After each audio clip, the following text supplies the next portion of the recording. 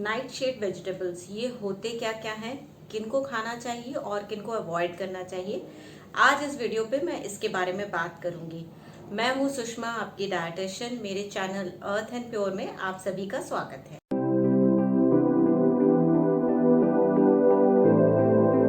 Night shade vegetable Solanaceae family की सब्जियां होती हैं। नाइट शेड इसका नाम क्यों पड़ा ये अभी तक क्लियर नहीं है। शायद ये ज्यादा छायादार जगह में उगता है या रात को इसकी फ्लावरिंग होती है, इस वजह से इसको नाइट शेड कहते हैं। नाइट शेड वेजिटेबल नुकसान इसलिए पहुंचाता है क्योंकि इसमें ग्लाइको एल्कोलॉइड्स होता है, जो कि प्लांट का खुद का डेवलप किया हुआ पेस्टिसाइड है। तो अगर आप ये लेते हैं तो ये आपको नुकसान पहुंचाता है।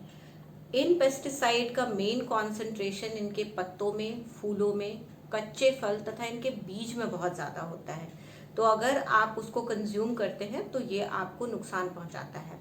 नॉर्मली हमारा बॉडी इसको न्यूट्रलाइज कर लेता है, या कुकिंग प्रोसेस वगैरह कुछ अगर यूज करते हैं तो उसमें कम होता है। बट हमें ध्यान रखना है कि कुछ स्पेसिफिक डिजीज कंडीशन है जिसमें इसको अवॉइड करें तो बेहतर रहेगा। उनमें आता है पहला, जिसको ज्वाइंट पेन हो, चाहे वो रियूमेटॉइड आर्थराइटिस हो, ऑस्टियोआर्थराइटिस हो, गाउट की तकलीफ हो, तो उनको अवॉइड करना चाहिए। किसी को अगर गैस्ट्रोइंटेस्टाइनल डिसऑर्डर है, जैसे आईबीएस, आईबीडी या लीकी गट है, तो उनको अवॉइड करना चाहिए। किसी को न्यूरोलॉजिकल डिसऑर्डर है या ऑटो इम्यून डिसऑर्डर है तो इनको अवॉइड करना चाहिए। आइए जानते हैं वो कौन सी सब्जियां हैं जो नाइट शेड वेजिटेबल्स में काउंट होती हैं। पहला सब्जी है आलू। आलू आमतौर पे हम हर चीज में डालते हैं, सब्जी में, या उसका फ्राइज बनाकर खाते हैं। तो हमें ध्यान रखना है स्पेशली कि आलू हमें कम इस्तेमाल करना है। जिनको जॉइंट पेन है, न्यूरोलॉजिकल डिसऑर्डर है, जो भी मैंने बताया, उनको अवॉइड करना चाहिए। डायबिटीज में तो अवॉइड करना ही चाहिए। साथ ही जिनको कोई भी परेशानी नहीं है उनको एक स्पेशल ध्यान रखना है कि जो आलू हरे रंग का होता है उसको पूरी तरह से अवॉइड करें, क्योंकि उसमें नेचुरल पेस्टिसाइड बहुत ज्यादा होता है। साथ ही वे आलू जिसमें स्प्राउटिंग हो रहा हो, जिसमें पौधे निकल रहे हो, उसे हमें कंज्यूम नहीं करना चाहिए। नेक्स्ट सब्जी जो कि नाइट शेड में आता है वो है बैंगन। बैंगन में अल्फा सोलानिन नाम का एक पेस्टिसाइड होता है, नेचुरल ग्लाइको एल्कोलॉइड होता है, जो कि हमें नुकसान पहुंचा सकता है। तो बैंगन को भी अवॉइड करना चाहिए। नेक्स्ट वेजिटेबल जो नाइट शेड में काउंट होता है वो है टमाटर। हमने सुना ही होगा, हमारे बड़े बुजुर्ग कहते हैं कि जिसको ज्वाइंट पेन हो रहा है तो वो टमाटर अवॉइड करें। ये एक्चुअली ज्वाइंट पेन को एग्रवेट करता है। बट जिनको ज्वाइंट पेन है वो भी टमाटर खा सकते हैं, बट कैसे खाना है वो मैं आपको बाद में बताऊंगी। मेन जो कॉन्सेंट्रेशन होता है टमाटर के बीज में होता है, और टमाटर के स्किन में पेस्टिसाइड्स होते हैं। तो उसका एक प्रोसेस है, वो करके आप उसको यूज कर सकते हैं। अगली सब्जी या वेजिटेबल जो कि नाइट शेड में आता है वो है शिमला मिर्च।